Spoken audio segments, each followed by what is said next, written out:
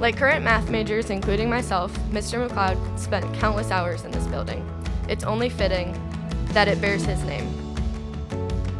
But this is an iconic building at the heart of our campus, steps away from the Bowen Thompson Student Union. Today, we get to rename this building in honor of an individual who came through this space that went on to do amazing things. And Mitch and Julie, I thank you.